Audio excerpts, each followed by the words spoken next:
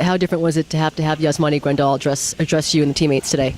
Well, I mean, it was. I'm sure it was a tough thing for him to do, but I think it was great for him to kind of clear the air and say what he had to say, and I think everybody can kind of move on. At least start to move on for him, and we're going to welcome him back.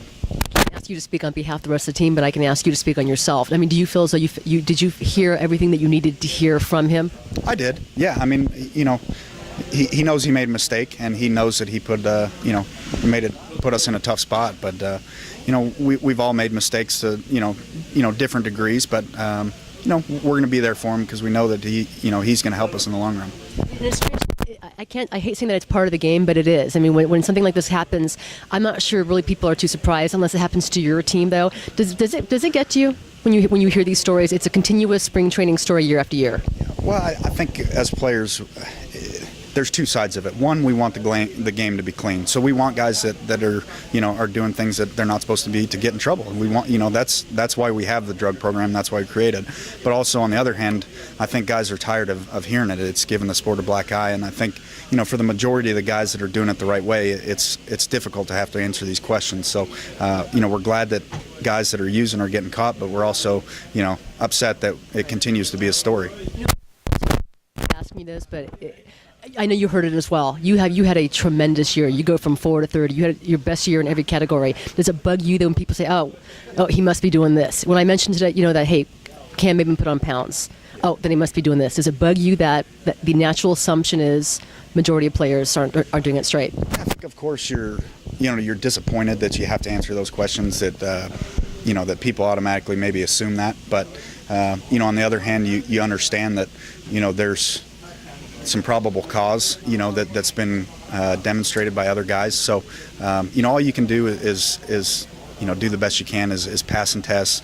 And I think personally, what you did. And, myself, I have a clean conscience, and I know that most of the guys do as well. So it's disappointing you have to answer it, but you also understand that it's going to be asked because of what other guys have done. All right, so I'll move on to a different question. What do you think about the leadership on this team? When I talk to certain guys, I'm not going to call them old, but when you see Mark Kotze and Carlos Quentins, you have guys who have been around for this league. You have some good leadership in this clubhouse. Yeah, I think we have a great mix. Obviously Kotze's been around forever. We can call him old. That's fair.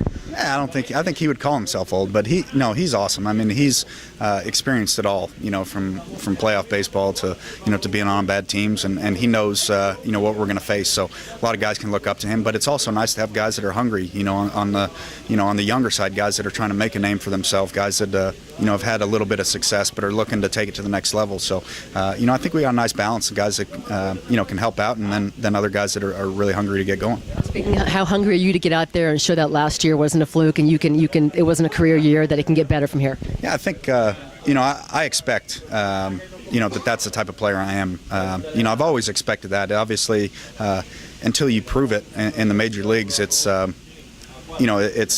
there's a difference in knowing and knowing. Actually knowing that you can do it and then doing it. But having done what I did last year, I think that gives me a lot of confidence going forward. And I learned so much last year on what makes me successful, what I have to do to reproduce those numbers, to be able to get myself ready to do that again. And I think that's the most important thing is to prepare. And if I do that, I think I'll be all right.